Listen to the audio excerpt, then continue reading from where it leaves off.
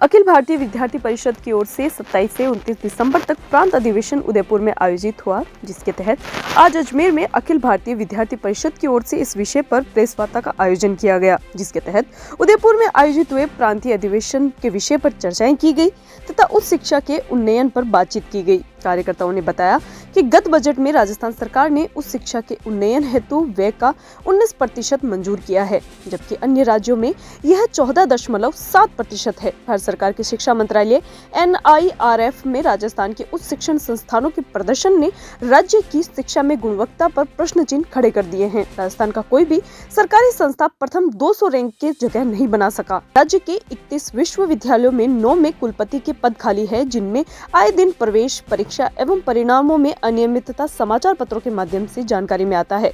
राज्य विश्वविद्यालयों में कुलपति के चयन में पारदर्शिता एवं सूचिता की आवश्यकता है। विश्वविद्यालयों में अयोग्य कुलपतियों की नियुक्ति के कारण राज्य विश्वविद्यालय में शिक्षा, कैंपस प्लेसमेंट, शोध कार्यों की गुणवत्ता गिरती जा रही है। आज वर्तमान सरकार को 1 वर्ष हो गया है, परंतु इन विद्यालयों के प्रबंध मंडल, सिंडिकेट तथा बोर्ड ऑफ स्टडीज का पुनर्गठन नहीं हुआ है, जिसके कारण पाठ्यक्रमों का अध्ययन तथा शिक्षकों की नियुक्तियां एवं पदोन्नति नहीं हो पा रही है, जिससे शिक्षा क्षेत्र कमजोर हो रहा है। कार्यकर्ताओं ने कहा कि एबीवीपी लगातार प्रयासरत है कि विद्यार्थियों का भविष्य उज्जवल बनाने के लिए। विद्यार्थियों का उज्जवल भविष्य बनाने के लिए हमारा एबीवीपी का 60वां प्रांत का अधिवेशन उदयपुर में आयोजित हुआ, जो 3 दिवसीय था, 27, 28, 29। अधिवेशन के पूर्व फर्स्ट दिन से एक दिन पहले एबीवीपी के ऐसे प्रत्येक अधिवेशन के अंदर एक पब्लिक प्रोग्राम हम यहाँ वहाँ के लोगों के लिए करते हैं, जिसको हम प्रदर्शनी उद्घाटन कहते हैं। तो प्रदर्शनी के अंदर में एबीवीपी की जो 76 वर्षों की यात्रा, वहाँ के मेवाड़ के महापुरुष, ऐसे करके हमने एक प्रदर्शनी को डिजाइन किया और उस प्रदर्शनी का उद्घाटन 26 तारीख को शायम में हम लोगों ने उस अधिवेशन स्थल पे किया, जिसके मुख्य अतिथि SM सारंग देवाय एवं पद्मश्री डॉक्टर श्याम सुंदर पालीवाल ने किया। उस प्रदर्शनी का नाम वीर बाला कालीबाई भील, उनको समर्पित ये प्रदर्शनी थी। ऐसा करके हमारा अधिवेशन ऐसे शुरू हुआ।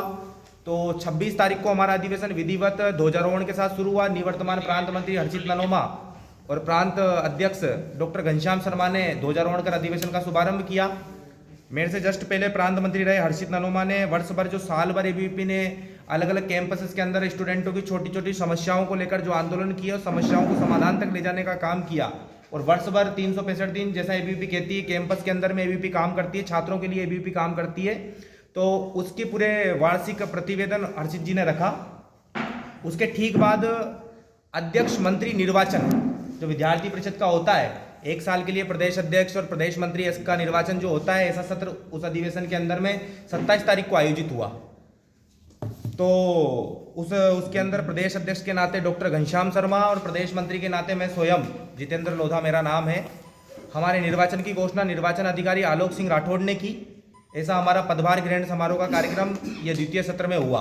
उसके बाद उद्घाटन सत्र उस कार्यक्रम के अंदर में हुआ। तो उद्घाटन सत्र के अंदर में ये उदयपुर के पूर्व राज परिवार के सदस्य डॉक्टर लक्ष्यराज सिंह मेवाड़ ने छात्रों को संबोधित किया और इसमें विशेष उपस्थिति अभाविप के राष्ट्रीय मंत्री राहुल राणा जी की रही। प्रदेश अध्यक्ष प्रदेश मंत्री के नाते हम लोग उस कार्यक्रम के अंदर उपस्थित रहे। ऐसे विधिवत हमारे अधिवेशन का शुभारंभ हुआ। ऐसे 60वें हमारे प्रदेश के अधिवेशन के अंदर में 3 प्रस्ताव हम लोगों ने पारित किए। प्रस्ताव 1, उच्च शिक्षा की दिशा और दशा उन्नयन के लिए संवेदनशील हो राज्य सरकार। तो ऐसे जो उच्च शिक्षा का जो ढांचा इस राजस्थान के अंदर में बिगड़ा हुआ है, पूर्ववर्ती सरकार ने जो कमियां छोड़ी है, उन कमियों को वर्तमान सरकार ने कई हद तक प्रयास किया है पूरा करने का, लेकिन कई सारी चीजें छूटी हुई। ऐसा प्रस्ताव हमने विद्यार्थियों से विचार विमर्श करके पारित किया। दूसरा प्रस्ताव जो हमने न्यू एजुकेशन पॉलिसी के मूल स्वरूप को लागू करे प्रदेश सरकार, ऐसा हमारा दूसरा प्रस्ताव था। तीसरा प्रस्ताव राजस्थान का वर्तमान सामाजिक परिदृश्य, ऐसा करके हमने उस अधिवेशन के अंदर में 3 प्रस्ताव पारित किए। ये प्रस्ताव भी मैं आपको प्रोवाइड करवा दूंगा। ऐसा करके और पूरे अधिवेशन के अंदर में समानांतर सत्र, शोभा यात्रा का आयोजन हुआ। शोभा यात्रा के माध्यम से प्रांत भर से जो छात्र तरुणाई उस अधिवेशन के अंदर में आई, वो छात्र तरुणाई समाज के बीच गई। पूरे उदयपुर के मुख्य मार्गों से होते हुए हमारी शोभा यात्रा गई और शोभा यात्रा के बाद में खुला अधिवेशन करके उदयपुर के आयोजित मुख्य चौराहे पर खुला अधिवेशन हुआ, जिसमें एबीवीपी के 5 छात्र नेताओं ने वहाँ के विद्यार्थियों के, वहाँ के समाज को संबोधित किया। ऐसा हमारा अधिवेशन रहा 3 दिवसीय। और इस 3 दिवसीय अधिवेशन के अंदर में पूरे प्रांत भर से जो छात्र शक्ति आई थी वो नई ऊर्जा के साथ उस अधिवेशन के अंदर में गई। अधिवेशन से अपनी अपनी इकाइयों पर जाके पूरा 365 दिन अपने अपने कैंपस के अंदर में काम करेगी। इसका विजन लेके वो गई कि किस प्रकार जो एबीवीपी का एक अभियान चल रहा है, परिसर चलो अभियान।